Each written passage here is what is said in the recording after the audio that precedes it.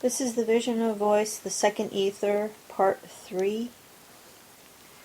Flashing of lightning are playing in the stone at the top, and at the bottom of the stone there is a black pyramid, and as the top thereof is a versicle Pisces. The versica Pisces is of colored brilliance.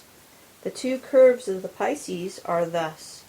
They are the same curves as the curves of versica Pisces, but turned around. And a voice comes, "How can that which is buried in the pyramid behold that which descendeth into its apex?" Again it comes to me without voice. Therefore is motherhood the symbol of the masters. For first must they give up their virginity to be destroyed, and the seed must lie hidden in them while the 9 moons wax and wane, and they must surround it with the universal fluid, and they must feed it with the blood for fire. Then is the child a living thing, and afterwards is much suffering and much joy. And after that are they torn asunder, and this is all their thank, that they give it to suck. All this while the vision in the shrew stone says as it was, save that the lightning grows more vehement and clear, and behind the versica Pisces is a black cross, extending to the top and to the edges of the stone. And now blackness spreads, and swallows up the images. Now there is naught but the vast black triangle having the apex downwards. And in the center of the black triangle is the face of Typhon, the lord of the tempest. And he crieth aloud, "Despair! Despair! For thou mayest deceive the virgin, and thou mayest whore the mother. But what wilt thou say unto the ancient whore that is throned in eternity? For if she will not, there is neither force nor cunning, nor any wit that may prevail upon her. Thou canst not woo her into love, for she is love, and she hath all, and hath no need of thus.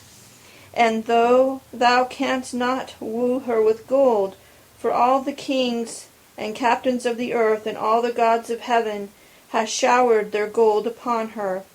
Thus hath she all, and hath no need of these.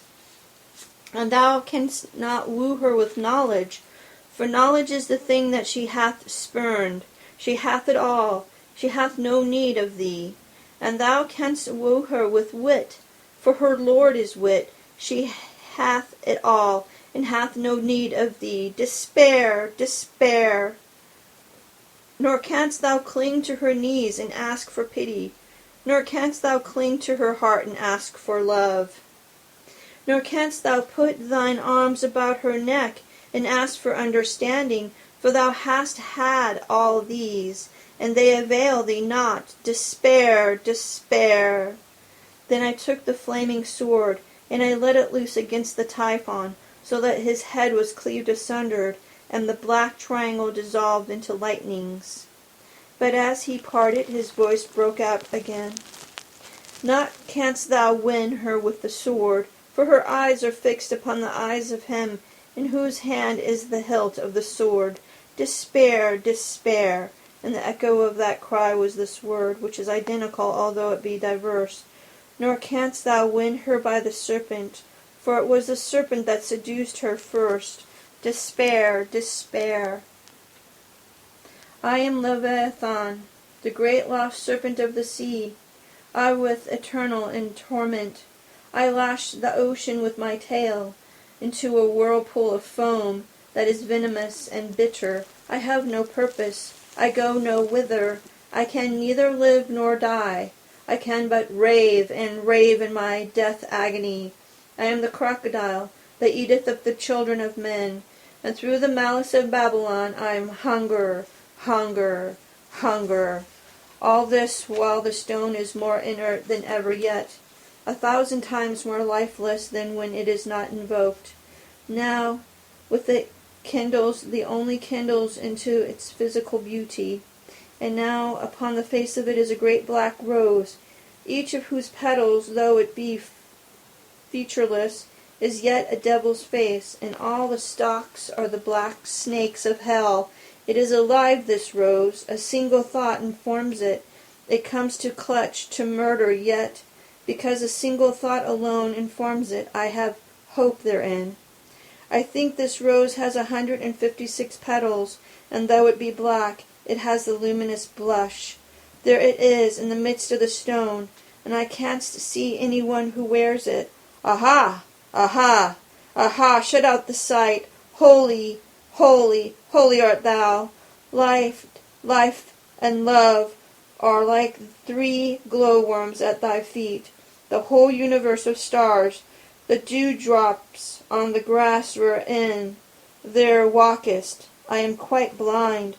Thou art Nuit. Strain, strain, strain my whole soul. Akadua, tu forbiu, biahefu, dudu nora fanutaru. Falutli, I cling unto the burning ether, like Lucifer that fell through the abyss, and by the fury of his flight kindled the air. And I am Belial, for having seen the rose upon thy breast, I have denied God. I am Satan, I am cast upon the burning crag, and the sea boils about the desolating thereof, and already the vultures gather and feast upon my flesh. Yea, before thee all the most holy is profaned, O thou desolator of shrines, O thou falsifier of oracles of truth, even as I win hath it been thus. The truth of the profane was the falsehood of the neophyte, and the truth of the neophyte was the falsehood of the zealotar. And again the fortress must be battled down, again and again the pylon must be overthrown, again and again must the gods be desecrated. And now I lie supine before thee in terror and abasement. O purity, O truth, what shall I say? My tongue cleaveth to my jaws. O thou Medusa, thou hast turned me into stone. It is that stone, the stone of the philosopher. It is that tongue, Hadit. I adore the might of thy breath, supreme and terrible God, who maketh the gods and death to tremble before thee.